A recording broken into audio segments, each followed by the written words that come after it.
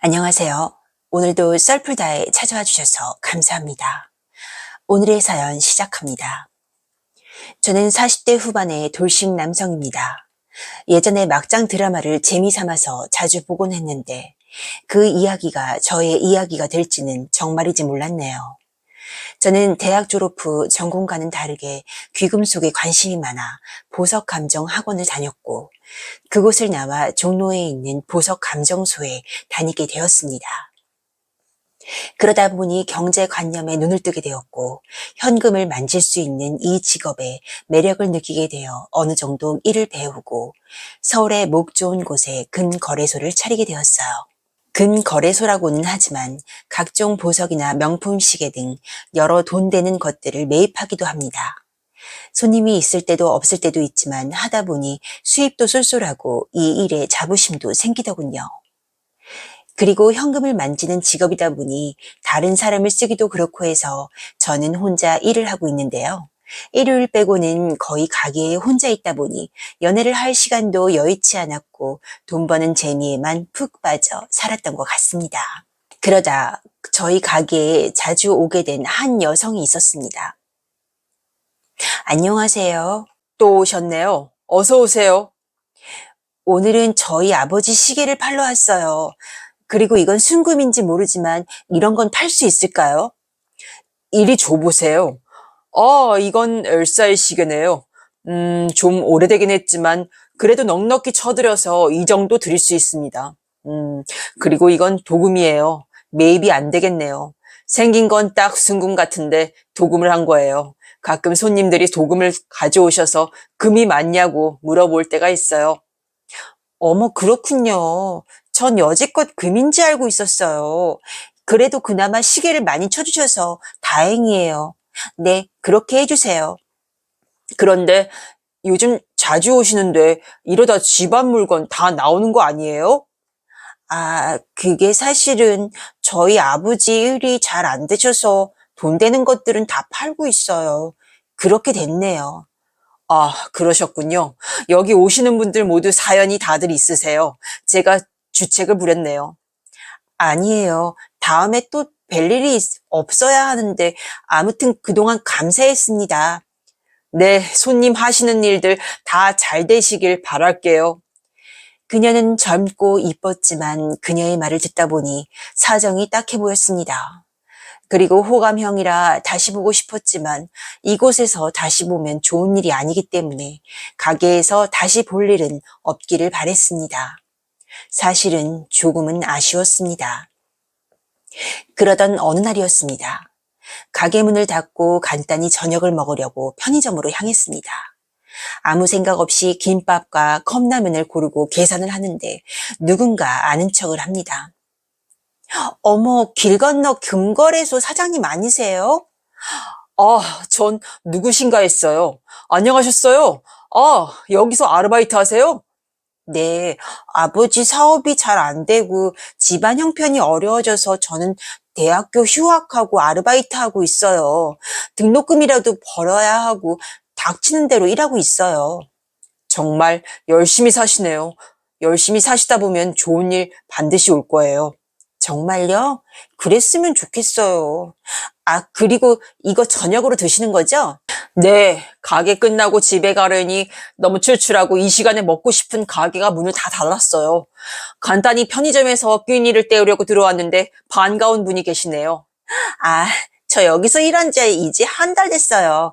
그리고 이것도 드세요. 오늘까지 유통기한이라 빼놓은 상품인데요. 이건 공짜로 드릴게요. 아니, 이런, 네, 감사해요. 잘 먹겠습니다. 누구한테 주기만 했지 이런 거 받은 적 없어서요. 너무 영광인데요. 대신 제가 꼭 보답하게 해주세요. 괜찮아요. 어차피 다 정리하는 거 드리는 건데요, 뭘. 아무튼 감사해요. 그녀를 보고 심장이 솔직히 멎는 줄 알았습니다. 우리 가게에서 보고는 너무나 아쉬웠는데 여기서 이렇게 만나게 될 줄은 꿈에도 몰랐으니까요. 이렇게 만나니 상당히 반갑더라고요. 간단히 음식을 먹고는 꼭 답례하겠다고 인사를 하고 돌아갔습니다. 그때부터였나 봅니다. 저는 가게 일이 끝나면 무조건 길 건너 그녀가 일하는 편의점으로 달려갔으니까요. 그녀와 그렇게 이야기를 나누다가 이런저런 이야기를 하게 되었고, 그녀는 대학교 3학년을 마치고 아버지 사업이 부도가 나서 잠시 휴학을 했다고 하더군요. 대학교 등록금을 벌어야 해서 그 돈을 벌려고 아침부터 밤까지 아르바이트를 닥치는 대로 한다고 합니다. 어머니는 몇 년 전 지병으로 돌아가시고 그 뒤로 아버지 사업도 잘 안 됐다고 하더군요. 마음이 참으로 짠해졌습니다. 그녀를 알수록 그녀가 좋아졌지만 저는 정식으로 여자를 사귄 적은 없고 나이 차이도 많이 나서 섣불리 그녀에게 접근하기 힘들었습니다. 편의점에서 저녁을 먹은 지 한 달 정도 되던 날이었습니다. 사장님, 오늘 저 30분 뒤에 일 끝나요. 오늘은 여기서 이거 드시지 마시고요. 저 밥 사주시겠어요? 어, 저야 그러면 영광이죠. 저는 떨리는 마음으로 그녀를 기다렸고 그녀와 근처의 식당으로 갔습니다. 그녀는 소박하게 김치찌개를 시켰고 저도 같은 메뉴를 주문했습니다. 사장님, 그러고 보니 우리 이름도 모르네요. 제 이름은 박은혜예요. 이제부터 은혜라고 부르세요. 나이는 22살이고요. 사장님 나이 몇 살이세요? 제 이름은 이영웅이고 나이는 은혜 씨보다 10살이나 많은 아저씨예요. 아, 10살이 무슨 아저씨예요. 오빠죠. 이제부터 오빠라고 불러도 되죠? 저야 그래 주시면 너무 영광이죠. 그녀는 보기보다 당당하고 상당히 쾌활한 성격이었습니다. 김치찌개를 먹으면서 갑자기 그녀가 소주를 시킵니다. 삼촌, 여기 소주 한 병이요. 은혜 씨, 무슨 김치찌개에 소주 시키시는 거 보니 술꾼이세요? 지금 김치찌개가 맛있는 것이 딱 쇠주 생각나지 않으세요? 저 술은 대학교 1학년 때 아버지한테 배웠는데요. 처음에 김치찌개 먹으면서 소주 먹는 거 배웠어요. 술을 자주 먹는 편은 아닌데 가끔 이런 김치찌개 먹을 때 소주가 먹고 싶어져요. 특히 요즘 일하고 나서 몸이 힘들고 그러면 왜 있잖아요. 노가다 아저씨들 일 다 하시고 소주 드시는 거 예전에는 욕했는데요. 지금은 이해가 가는 거 있죠. 아이고, 이거 참. 오늘 소주 맛이 아주 기가 막히네요. 오빠도 한 잔 드셔보세요. 아주 목구멍이 넘어가는 이 맛이 아주 기가 막혀요. 네, 그래요. 한 잔 주세요. 그녀와 소주를 한 잔 하다 보니 우리는 어느새 말도 자연스럽게 놓고 편한 친구 사이가 되었습니다. 참으로 곱게 자란 얼굴을 하고 있는 그녀가 집안 사정으로 대학도 휴학하고 생활 전선에 뛰어든 모습이 너무나 힘에 겨워 보였습니다. 오랜만에 안 먹던 술을 다 먹어서 그런지 알딸딸한 것이 없던 용기가 막 나더군요. 그래서 술김에 그녀에게 말을 했습니다. 저기, 내가 나이가 좀 많기는 한데, 은혜, 네가 마음에 들어서 지난 한 달 동안 편의점 밥만 먹었어. 우리 그러지 말고 사귀자. 어머 오빠, 그렇게 갑자기 이야기하면 어떡해요? 내가 술에 취했나? 숙녀에게 실례를 했나? 아니요, 그래요. 그까짓 거 사귀죠, 뭐. 그렇게 그녀와 운이 좋게도 사귀게 되었습니다. 그리고 그녀가 힘들어하는 것이 싫어서 아르바이트도 그만두게 하고 저희 가게에 와서 일을 배우게 했습니다. 당당히 일도 배우고 그에 대한 대가를 지불해 줬습니다. 그래야 그녀도 마음 편히 돈을 받을 수 있을 거란 생각이 들었으니까요. 그리고 그녀는 그렇게 당당히 돈을 벌어 대학교에 복학을 하게 되었습니다. 캠퍼스 생활과 대학 시절 그런 것들은 그때만 누릴 수 있는 것이기에 그녀가 졸업하는 것을 보고 싶었습니다. 그녀는 졸업 후 취업을 하려고 이력서를 넣었지만 번번이 떨어졌습니다. 그러던 도중에 어느 날 저에게 심각하게 이야기를 합니다. 오빠, 나 어떡하면 좋아? 은혜야, 무슨 일이야? 생리를 안 해서 임신 테스트기를 해보니까 글쎄 임신이야. 정말? 우리 사이에 아이가 생겼다고? 어떡하긴, 낳아야지. 우리 아빠는 어쩌고. 걱정하지 마. 신혼집을 근처에다가 얻으면 돼. 그리고 아버지 챙겨드리면 되잖아. 오빠 정말 너무 고마워. 은혜야, 어차피 이렇게 된 거 우리 결혼 서두르자. 저는 그날로 그녀의 집에 찾아가 장인 어른을 배웠고 우리의 결혼식은 아이가 생겨서 서둘러서 날짜를 잡았습니다. 그녀를 너무나 사랑했기에 저는 너무나 행복했고 우리 사이에 아이가 생겼다는 사실에 기쁨이 2배가 되었습니다. 그렇게 아들을 낳았고 바로 1년 뒤에 또 둘째 딸이 생겼습니다. 오빠, 이번엔 딸이래. 정말? 와, 아들, 딸 다 가졌네. 고마워, 자기야. 아이들은 무럭무럭 자랐고 자라는 모습이 이뻤습니다. 집에 들어가면 아이들 제잘거리는 소리와 여우 같은 마누라가 있으니 저는 세상 부러울 것이 없는 남자였습니다. 장인어른은 사업에 재개가 불가능해서 사업을 접으셨고 일용직 일을 하시다가 다리를 다치셨습니다.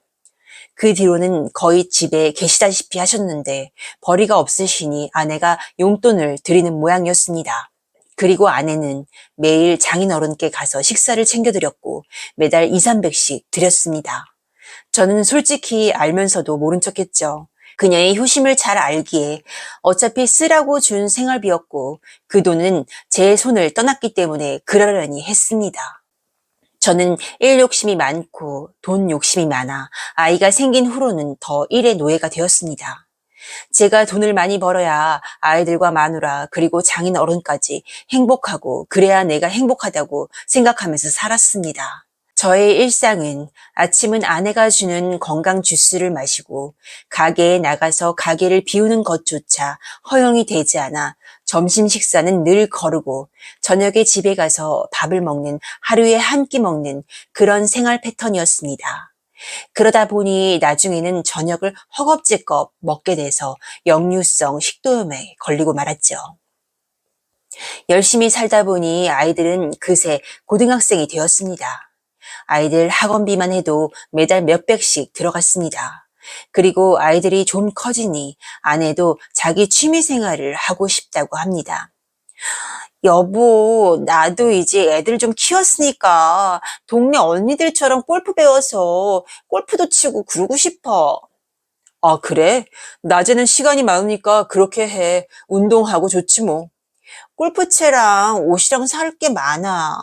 그런 걱정은 하지 말고 이왕 하는 거 열심히 해봐. 자기는 골프 다시 안 해? 같이 하면 좋잖아. 나는 허리 디스크 때문에 다시 공치기는 힘들 것 같아. 아, 그래? 그럼 동네 언니들이랑 같이 다녀볼게. 그렇게 해. 아내는 골프를 배우기 시작했습니다. 골프 프로님에게 레슨도 받고 정말 열심히 배웠습니다. 저도 예전엔 골프를 즐겼지만 지금은 허리 디스크 때문에 골프를 관둔 지 여러 해가 되어 함께 할 수는 없었습니다. 아내는 아이들 학교 보내고 골프를 즐겼고 골프 동호회도 동네 언니들의 권유로 가입해서 적극적으로 하는 것 같아 보였습니다. 골프를 하다 보니 매달 동호회에서 가는 원래회나 번개 모임에 종종 가는 모양이었습니다.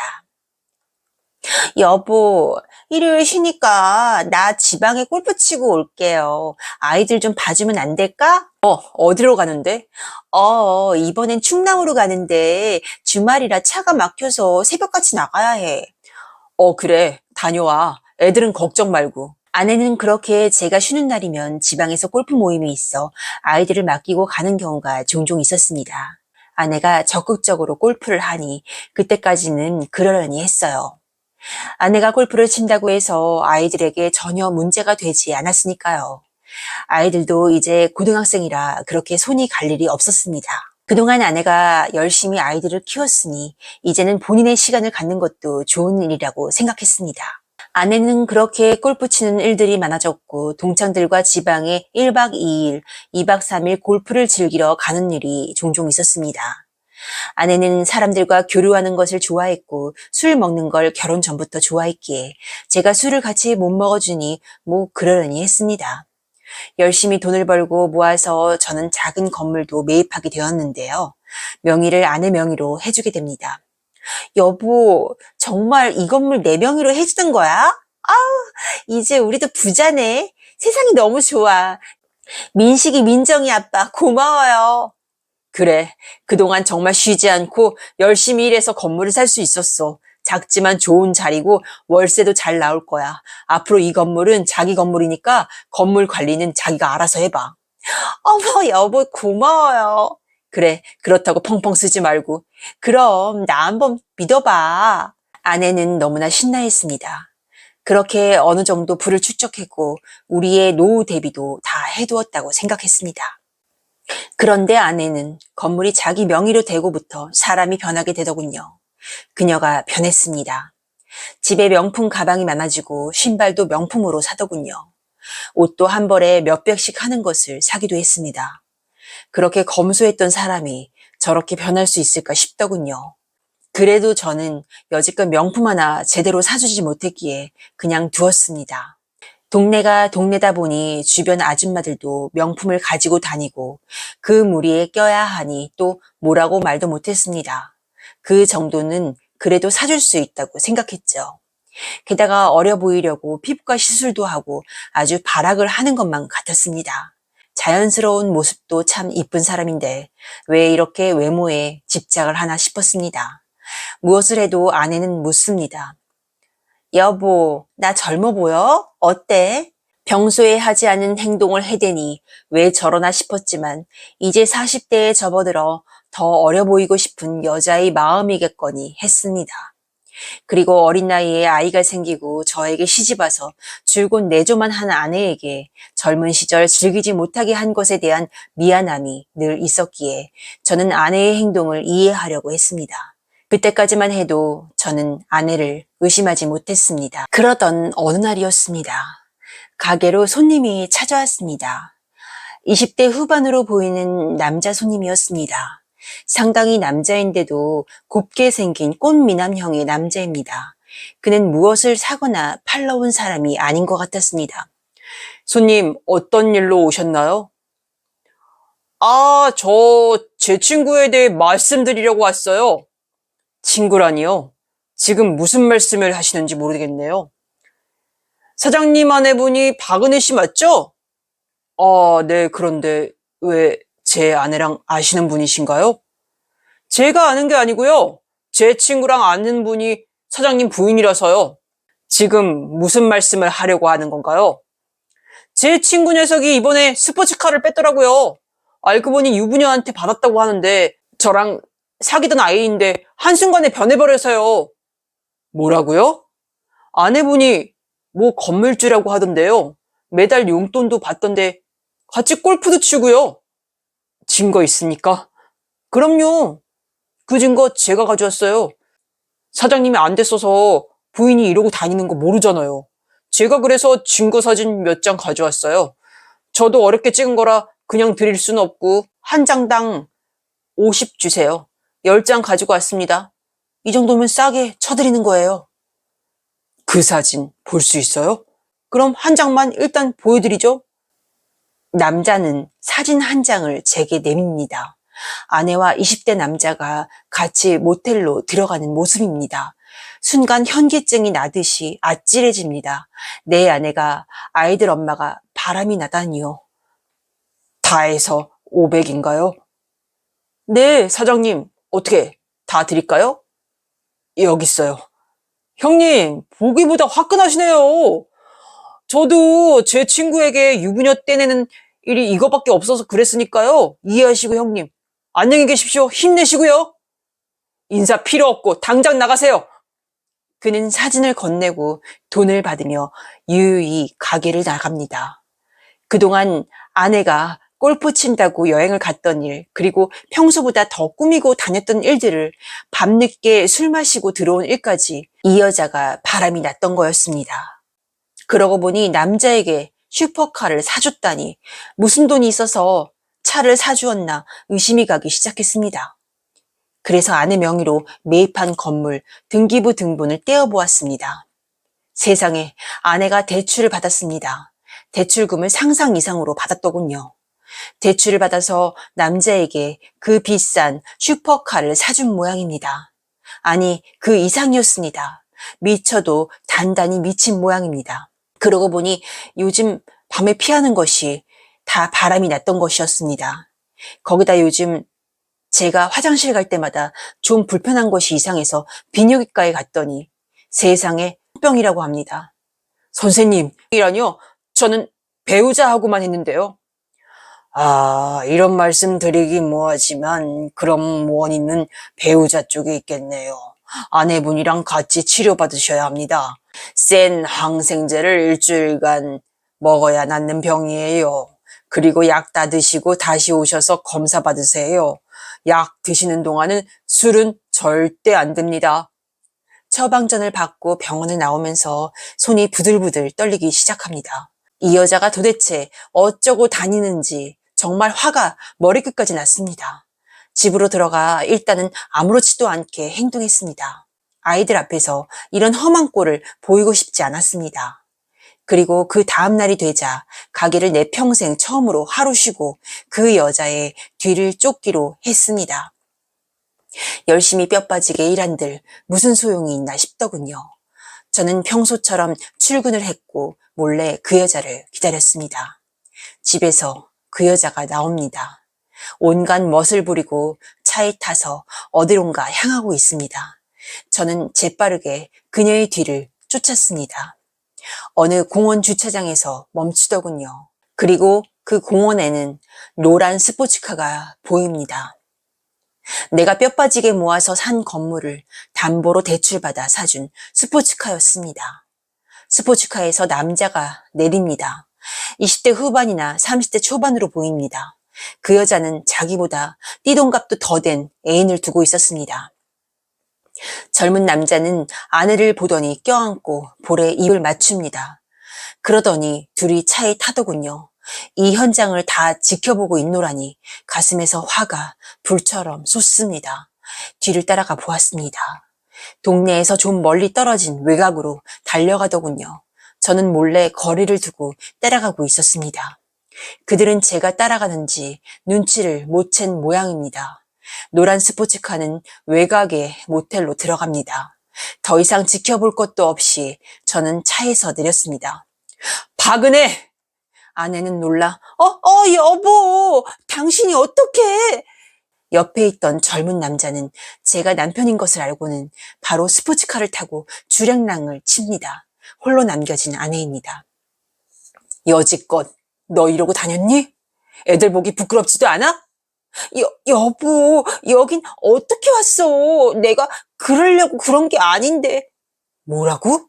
젊은 제비랑 바람이 나니까 그렇게 좋아? 대출까지 받아서 차까지 사주고 스폰을 해? 그런데 네 애인은 너만 만난다고 생각하지? 너 그 잘난 애인의 남친이 나한테 찾아왔더라. 무슨 소리야? 그리고 너는 지금 네가 걸린지도 모르고 다니나 본데 나한테까지 옮겼더라. 아니, 너 도대체 어떻게 그러고 다녀? 도대체 몇 놈이야? 몇 놈 아니야. 저 사람 하나뿐이었어. 골프 동호회에서 만난 동생이라고 진짜야. 이제 네 말은 못 믿겠다. 이혼하자. 더 이상 너란 여자랑 살 수가 없어. 애들은 어쩌고 잠깐 바람핀 것뿐이야. 나는 어릴 때 자기한테 시집와서 내 젊은 시절을 애 키우느라고 즐기지도 못했어. 나도 이제 좀 취미생활도 하고 사람들이랑 어울리다가 나도 모르게 그렇게 된 거라고. 잠깐 바람핀 놈한테 너는 건물 담보로 대출도 해주고 차도 사주나 보지? 당장 이혼하자. 더 이상 너랑은 못 살겠다. 너 명의로 된 건물은 어차피 네 거고 그거로 알아서 살아. 하긴 뭐 너 대출금이 상당히 많더라. 그거 대출금 이자 네가 감당이나 할지 모르겠다. 내가 뼈 빠지게 모아서 번 돈으로 산 건데 제비한테 갖다가 바쳐? 이제 은행 거나 마찬가지야. 도대체 액수가 어마어마하더라. 그 사람이 나한테 돈 필요하다고 해서 얼마 해준 거야. 2달 뒤에 꼭 갚는댔어. 한심한 것. 너 그 말을 믿니? 나이는 어디를 먹었어? 저런 제비 말을 믿어? 정말이야. 급전이 필요하대서 내가 해준 거라고. 이 사진. 저 제비 친구란 남자가 찾아와서 한 장에 50씩 주라고 한 거야. 뭐 급전? 너한테만 그런 게 아닐 거다. 병 걸린 거 보면 몰라? 도대체 어린 놈한테 속아가지고 그동안 정신 팔려서 날 속이고 다녔어? 아닐 거야. 돈은 꼭 준다고 했어. 그래. 날 보고 주랭랑 치는 그 자식 모습을 보고도 너 아직도 정신 못 차렸니? 넌 제비한테 당한 거라고 정신 차려 이 아줌마야. 아내는 털썩 주저앉아 울었습니다. 저의 인생도 그 여자의 잘못된 선택으로 인해 모든 것들이 한순간에 무너졌습니다. 그동안 끼니도 건너가며 처자식 먹여 살린다고 고생 안 하게 해준다고 식도염에 걸려가며 쉬지도 않고 살아왔던 것들이 모두 다 헛수고가 되는 순간이었습니다. 그렇게 그 여자와 이혼을 했고 아이들은 제가 키우기로 했습니다. 그 여자에게 아이들 맡기는 것은 말이 안 됐습니다. 아이들이 엄마 손이 많이 필요한 나이도 아니었고 아이들도 사실을 알고서 저와 산다고 말을 하더군요. 아이들 엄마는 빈 껍데기가 된 건물에 이자 감당이 되지 않아 얼마 되지 않아 제값도 못 주고 싸게 판 모양입니다. 그 여자 손에 쥔 돈은 얼마 되지 않았습니다. 그것으로 모든 재산 분할은 끝났습니다. 참 순진했던 여자가 그렇게 변하리라고는 상상도 못했습니다. 지금 생각해보니 돈이 너무 많아도 문제가 된 것 같았습니다. 조금은 부족했던 시절이 좋았네요. 아이들은 무사히 대학에 갔고 가끔 지네 엄마를 보는 모양입니다. 이제와 저와는 남남이 되었고 아이들이 엄마를 만나는 것은 천륜이니 말리지는 않습니다. 저는 다시 시작하는 마음으로 열심히 살아야겠죠. 주변에서 재혼을 하라고 말들을 하지만 솔직히 이제는 여자가 무서워서 혼자 살려고 합니다. 그저 지금은 아이들 졸업하고 독립해서 자기 앞가림 할 수 있기를 바라는 마음입니다. 저는 삶의 의미를 잃어버렸다고 생각했고 한동안 너무나 우울했지만 이제는 훌훌 털고 다시 제 자신을 사랑해 보겠습니다. 일 중독에서도 벗어나려고 요즘은 운동도 시작했습니다. 저에게 화이팅 하라고 말씀 좀 해주세요. 저의 사연을 끝까지 함께 해주셔서 감사합니다. 오늘의 사연을 마칩니다. 구독과 좋아요는 사랑입니다. 감사합니다.